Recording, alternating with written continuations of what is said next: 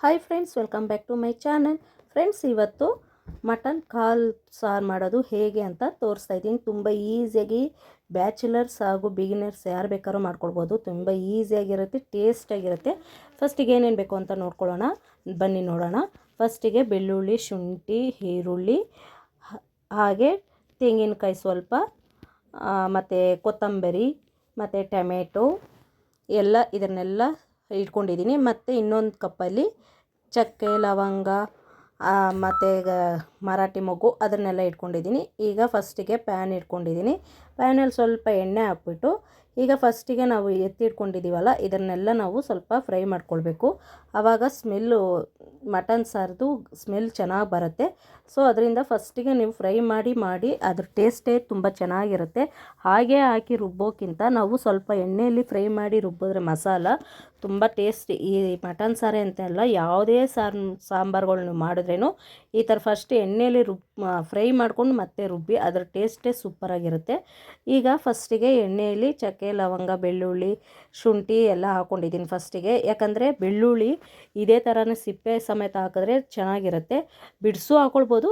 So ಇದೊಂಥರ ಡಿಫ್ರೆಂಟಾಗಿರುತ್ತೆ, ಚೆನ್ನಾಗಿರುತ್ತೆ. ಇವಾಗ ನಾನು ಈರುಳ್ಳಿನ ಹಾಕ್ಕೊಳ್ತಾ ಇದ್ದೀನಿ. ಈರುಳ್ಳಿ ಬಂದು ಒಂದು ಮೂರು ನಾಲ್ಕು ತೊಗೊಂಡಿದ್ದೀನಿ. ಅದನ್ನು ಅಷ್ಟೇ ಸ್ವಲ್ಪ ಮೀಡಿಯಮ್ ಸೈಜಲ್ಲಿ ಕಟ್ ಮಾಡಿಕೊಂಡು ಹಾಕ್ಕೊಂಡಿದ್ದೀನಿ. ಸೊ ಇದನ್ನೆಲ್ಲ ಚೆನ್ನಾಗಿ ಫ್ರೈ ಚೆನ್ನಾಗಿ ಅಂದರೆ ತುಂಬಾ ಫ್ರೈ ಮಾಡಬಾರ್ದು, ಮೀಡಿಯಮಾಗಿ ಫ್ರೈ ಮಾಡ್ಕೊಳ್ಬೇಕು. ಇವಾಗ ಟೊಮೆಟೊನ ಹಾಕ್ಕೊಳ್ತಾ ಇದ್ದೀನಿ. ಟೊಮೆಟೊ ಸ್ವಲ್ಪ ಕಡಿಮೆ ಹಾಕ್ಕೊಳ್ಬೇಕು. ನಾವು ಯಾವಾಗಲೇ ಆಗಿ ನಾನ್ ವೆಜ್ಗೆ ಟೊಮೆಟೊನ ಸ್ವಲ್ಪ ಕಡಿಮೆ ಮಾಡಬೇಕು, ಹಾಗೆ ಈರುಳ್ಳಿನ ಸ್ವಲ್ಪ ಜಾಸ್ತಿ ಹಾಕಬೇಕು. ಇದೊಂದು ಟಿಪ್ ಅಂತಲೇ ಅಂದ್ಕೊಳ್ಬೋದು ನೀವು. ಇವಾಗ ತೆಂಗಿನಕಾಯಿನ ನಾನು ಸಣ್ಣ ಸಣ್ಣಗೆ ಕಟ್ ಮಾಡಿ ಇಟ್ಕೊಂಡಿದ್ದೆ, ಸೊ ಅದನ್ನು ಹಾಕ್ಕೊಳ್ತಾ ಇದ್ದೀನಿ. ಇವಾಗ ಪುದೀನ ಸ್ವಲ್ಪ ಹಾಕ್ಕೊಳ್ತಾ ಇದ್ದೀನಿ. ಪುದೀನ ಮತ್ತು ಕೊತ್ತಂಬರಿ ಹಾಕ್ಕೊಳ್ತಾ ಇದ್ದೀನಿ. ಹಾಗೆ ಹುರ್ಗಡ್ಲೆನೂ ಸ್ವಲ್ಪ ಹಾಕ್ಕೊಳ್ತಾ ಇದ್ದೀನಿ. ಇದನ್ನೆಲ್ಲ ಹಾಕ್ಕೊಂಡು ಮತ್ತೆ ಇನ್ನೊಂದ್ಸಲಿ ಚೆನ್ನಾಗಿ ನಾವು ಫ್ರೈ ಮಾಡ್ಕೊಳ್ಬೇಕು. ಅಂದರೆ ಸ್ವಲ್ಪ ಲೋ ಅಲ್ಲಿ ಇಟ್ಟು ಮಾಡಬೇಕು. ಈಗ ಅದೆಲ್ಲ ರುಬ್ಕೊಂಡ್ಬಂದು ಸಪ್ರೇಟಾಗಿ ಇಟ್ಕೊಂಡಿದ್ದೀನಿ. ಈಗ ಕುಕ್ಕರ್ನಲ್ಲಿ ಸ್ವಲ್ಪ ಎಣ್ಣೆನ ಹಾಕ್ತಾಯಿದ್ದೀನಿ. ಎಣ್ಣೆ ನಮಗೆ ಎಷ್ಟು ಬೇಕೋ ಅಷ್ಟು ನೋಡಿಕೊಂಡು ಹಾಕ್ಕೊಳ್ಬೇಕು. ನಿಮ್ಮ ಇದು ಎಷ್ಟು ಬೇಕೋ ಅಷ್ಟು ನೋಡಿಕೊಂಡು ಹಾಕ್ಕೊಳ್ಬೋದು. ಈಗ ಸ್ವಲ್ಪ ಸಾಸಿವೆ ಹಾಕ್ಕೊಳ್ತೀನಿ. ಸಾಸಿವೆ ಆಪ್ಷನ್, ಬೇಕಂದರೆ ಹಾಕ್ಕೊಳ್ಬೋದು, ಇಲ್ಲಾಂದರೆ ಜಸ್ಟ್ ನೀವು ಮಸಾಲಾನ ಮಾತ್ರ ಹಾಕ್ಕೊಳ್ಬೋದು. ನನಗೆ ಈ ಥರ ಮಾಡಿದ್ರೇನು ಚೆನ್ನಾಗಿರುತ್ತೆ ಅಂತ ನಾನು ಈ ಥರ ಮಾಡ್ತಾಯಿದ್ದೀನಿ.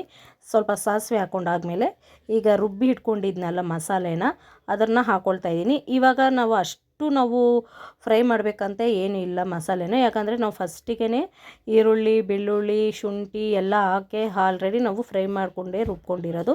ಸೊ ಆ ಕಾರಣ ನಾವು ಜಸ್ಟ್ ಇವಾಗ ಸುಮ್ಮನೆ ಫ್ರೈ ಮಾಡಿದ್ರೆ ಸಾಕು. ನೋಡಿದ್ರಲ್ಲ, ಇವಾಗ ಅರಿಶಿನ ಎಷ್ಟು ಬೇಕು ನೋಡಿಕೊಂಡು ಅರಿಶಿನ ಹಾಕ್ಕೊಳ್ಬೇಕು. ಹಾಗೆ ರುಚಿಗೆ ತಕ್ಕಷ್ಟು ಉಪ್ಪು, ಕಲ್ಲುಪ್ಪು ತೊಗೊಂಡಿದ್ದೀನಿ ನಾನು. ನೀವು ಎಷ್ಟು ಬೇಕೋ ಅಷ್ಟು ನೋಡಿಕೊಂಡು ಕಲ್ಲುಪ್ಪನ್ನ ಹಾಕ್ಕೊಳ್ಳಿ. ನಿಮಗೆ ಎಷ್ಟು ಸಾರು ಬೇಕು ಅಂತ ನೋಡಿಕೊಂಡು ಮಸಾಲೆನೂ ಅಷ್ಟೇ ನೀವು ತೊಗೊಳ್ಬೋದು. ನಾನು ಸ್ವಲ್ಪ ಮೀಡಿಯಮ್ ಸೈಜಾಗೆ ತೊಗೊಂಡಿದ್ದೀನಿ.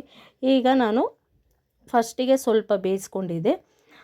ಇವಾಗ ಕಾಲನ್ನ ಹಾಕ್ತಾಯಿದ್ದೀನಿ. ಕಾಲು ಬಂದು 4 ಕಾಲು ತೊಗೊಂಡಿದ್ದೀನಿ. ಇದನ್ನು ಮೀಡಿಯಮ್ ಸೈಜಲ್ಲಿ ಕಟ್ ಮಾಡ್ಸ್ಕೊಂಬಂದಿದೆ. ಸೊ ಇವಾಗ ಇದನ್ನು ಹಾಕ್ತಾಯಿದ್ದೀನಿ. ಈಗ ಮಸಾಲೆಗಳು, ಖಾರದ ಪುಡಿ ಮತ್ತು ಮಟನ್ ಮಸಾಲ ಮತ್ತು ಗರಂ ಮಸಾಲ ಈ ಮೂರನ್ನು ಹಾಕಿ ಚೆನ್ನಾಗಿ ಫ್ರೈ ಮಾಡ್ಕೊಳ್ಬೇಕು. ಮಟನ್ ಮಸಾಲ ಮತ್ತು ಗರಂ ಮಸಾಲ ಎಷ್ಟು ನಾವು ಫ್ರೈ ಮಾಡ್ತೀವೋ ಅಷ್ಟು ಚೆನ್ನಾಗಿರುತ್ತೆ. ಖಾರದ ಪುಡಿ ಬಂದು ಮನೆಯಲ್ಲೇ ಮಾಡಿರೋ ಅಂಥದ್ದು.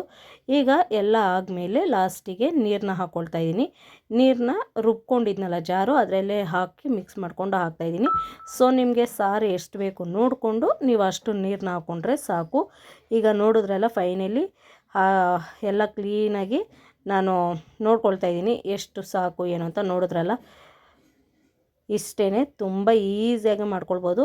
ಹಾಗೆ ಟೇಸ್ಟಾಗಿರುತ್ತೆ, ತುಂಬಾ ಹೆಲ್ತಿ ಕೂಡ. ಕಾಲು ಸೂಪೂ ಅಷ್ಟೇ ತುಂಬಾ ಚೆನ್ನಾಗಿರುತ್ತೆ.